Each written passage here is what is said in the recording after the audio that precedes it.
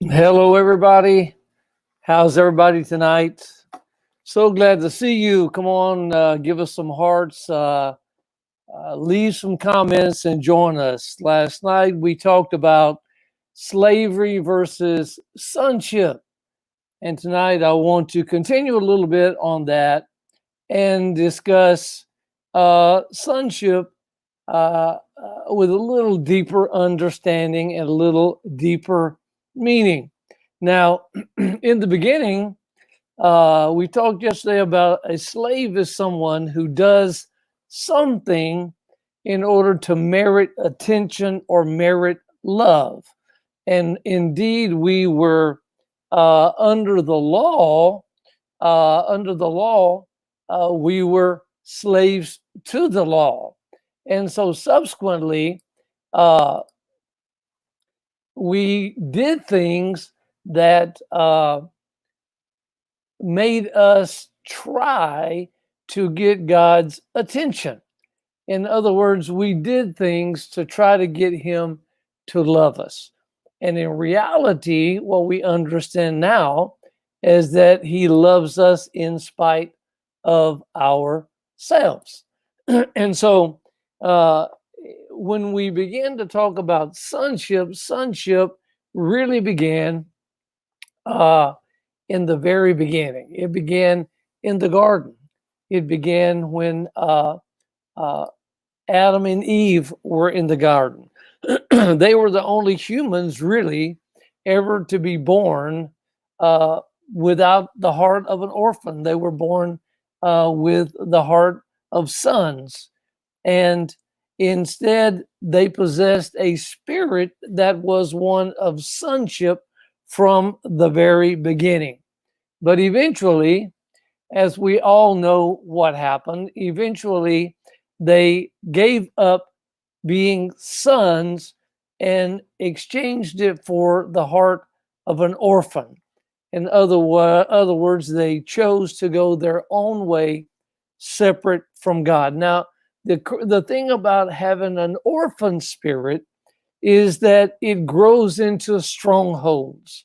In other words, when you're an orphan, you feel like you do not belong. And so subsequently, you raise barriers, you create strongholds, you do all of those things in order to protect yourself, as it were. But what happens is those things develop into strongholds and they create a separation between you and the Father. Now, as we get into this tonight, I want to read Romans 8 and 15. Let's see if I can get this thing going. See if we can get any comments on here. You know, we're still working on getting this thing up and going.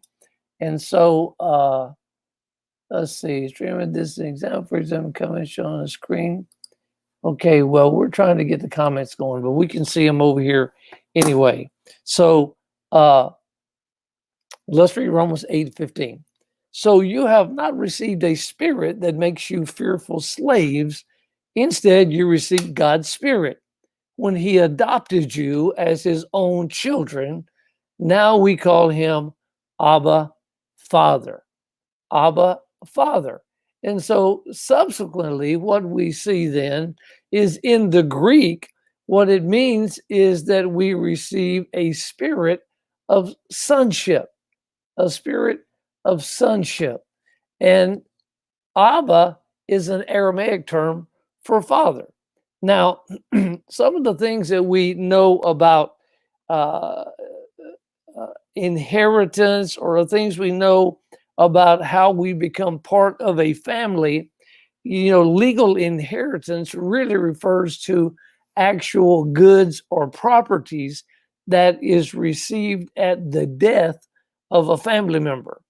The Jewish inheritance customs were linked to family bloodlines, but Greeks and Romans, they had a law that allowed individuals to be adopted into a family and therefore into the lineage of inheritance. Now, what we find out is that in the life of a Hebrew boy, there are three major events. Hey guys, I see you, Kwana, Becky, Ray. How you doing, Ray? Robert, you guys good? In the life of a Hebrew boy, there are three major events that take place in the progression of him getting to the level of possessing what it is that his father possesses. And the first of that is when he goes through circumcision, and that generally happens around the 8th day after birth. What it really means is at that juncture, he is considered a covenant man in Israel. And there's a great celebration at circumcision because it means you're now in covenant with God. And the second major event in the life of a Hebrew child is the bar mitzvah. It takes place generally as the young man enters puberty. The word bar mitzvah actually means a son accountable. So this signifies the time not only when he's held accountable for keeping the commandments of God, but also he becomes accountable for being an apprentice under his father in whatever business he might have.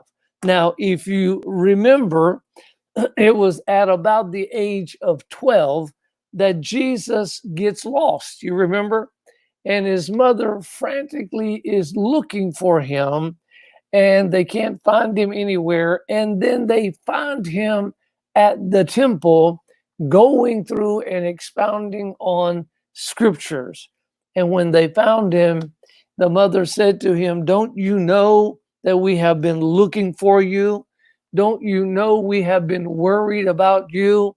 And Jesus' reply is this: "Did you not know that I have to be about my father's business?" So it's at about this age that he now becomes a son accountable. In other words, he is now accountable as an apprentice in his father's business. And the third event is known as Wishsothia, or the young man's adoption ceremony. This word Wishsothia means son placement, and it indicates the time when a male child reaches what is considered to be the age of maturity, somewhere around the age of 30. At this time, the father of the young man places his hand on the head of the son and makes a proclamation. The proclamation that he makes is this: "This is my son in whom I am well pleased. I bestow upon him now all my riches, power, and authority through what is considered a power of attorney, so that he can now act on behalf and in the affairs of the Father." So it's at the age of 30, we remember, that Jesus is in the river being baptized by John the Baptist. And there in that river, he becomes a son placement. In other words, he is now going to begin on a journey where he is now bestowed upon him all the power and all the authority that belongs to his father. And so this is why you see that immediately after this, Jesus is taken into the desert and tempted, because all of a sudden now the enemy recognizes that as a son, he now has authority and he now has power. And it was immediately after those 40 days that Jesus comes back and begins to operate in signs and miracles, because now he is operating in the authority of the Father as it is in the Jewish custom. And so now, as a son, he is operating in everything that the father has in the same instance as one having power of attorney. And so, subsequently, what we see is now Jesus begins to operate with that authority of healing and casting out demons. And he begins now on that journey that's going to take him to the fulfillment of the purpose of why he came to the earth. You see, what's really amazing is this, is that as we begin to mature, as we begin to grow in the Lord, we go through levels of maturity because the word says that I am going from one level to another level. In other words, I am in levels of promotion according to my level of maturity. And according to my level of maturity, I now have access at different levels to things that belong to God. And we are in a season, I believe, that we need to now grab hold of the reality of sonship so that we can dispel the darkness of an orphan spirit that separates us. You see, you can be a son and still operate like an orphan, because if you are it's separated from your father, or if there is a wall that divides you. And last night we talked about this, the three things that sons are required to have for fathers. One was respect, the other reverence, and the other relationship. Sometimes when those three things are breached, what happens is you develop the spirit of an orphan, or you develop an independent spirit. And when you develop an independent spirit, you no longer have access to everything that you should have access to as a son. You see, that's where we are today. I believe that we are in a season of the proclamation of sonship. For so long, many of in the body have been operating as orphans and not operating as sons. We have built walls between us and God, or we have taken on the ideology of a slave, and that is that I must do something in order to please God, to get his attention so that he can love me. But in reality, a son doesn't have to do anything to merit the love of a father. The father just loves unconditionally. But many of us have, in this season, have found ourselves powerless in the middle of a difficulty because we have been operating as orphans and not operating as sons. You see, when I begin to operate as a son, now I can speak to the mountain in front of me and cause it to be removed. How is that? Because I'm operating in the power and the authority of the Father, because now I am a son, adopted into the family by the blood that was shed by Jesus. As we read already at the very beginning in Romans, it says, so you have not received a spirit that makes you a fearful slave, but you have received God's spirit when he adopted you as his own child. Beloved, I want us to begin to operate as children of God. I want us to begin to operate as sons of God. Only then will we operate in power. Only then will we operate in authority. And when we begin to operate there, I promise you, signs and wonders follow those who follow him in the spirit of sonship. So if for some reason you have erected a barrier, sometimes with not even knowing, sometimes a relationship with a natural father, if it goes awry, can cause you to have a block in the understanding of the relationship with your spiritual father. And the enemy operates in that area because he desires to see you powerless. He does not want you to have the power. because you have access to whatever God has. You have access to move mountains. You have access to lay on hands on the sick and see them recover. You have access to speak into the atmosphere. You have access to cause things to dissipate and to go away as long as they are in the will of the Father. You see, Jesus understood because at the age of 30, he understood everything that that age implied. He understood that now he was a son with authority.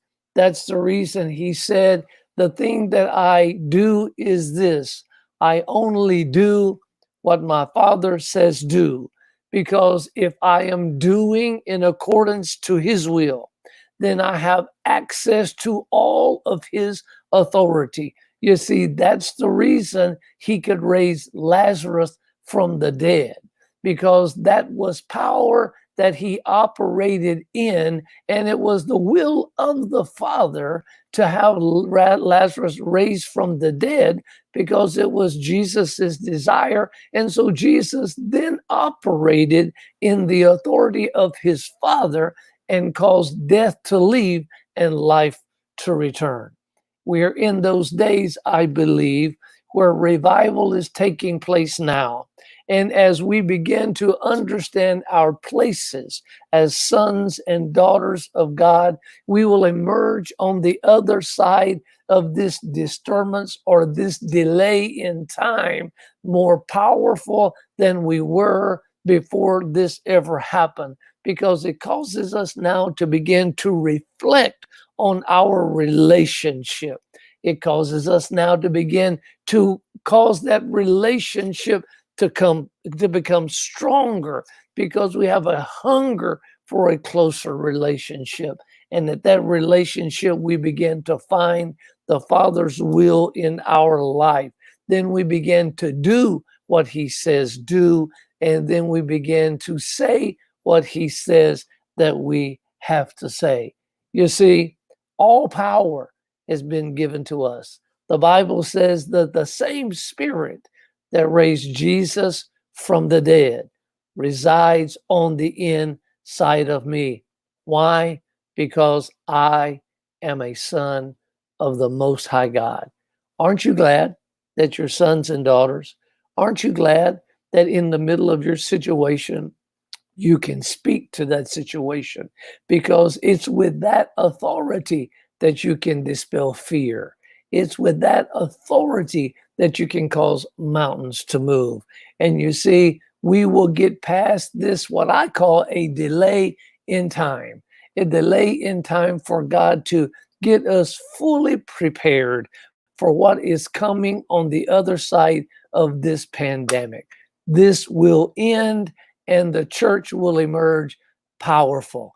This will end and we will see a move of God like we have never seen before, because God is on the move, reconstructing and realigning the body, causing it to listen and pay attention, giving it new marching orders, so that as we begin to move, we can begin to move in the power that we have been given as sons and daughters.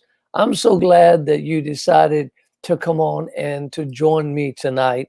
I hope you have enjoyed this. We will continue to do these broadcasts to encourage you, to enlighten you, to train you how to pick up that authority and pick up that power that belongs to you. So until we are able to come together again, maybe tomorrow night, I will let you know. I'm going to leave you with this little video. So God bless you, and I will see you again tomorrow night.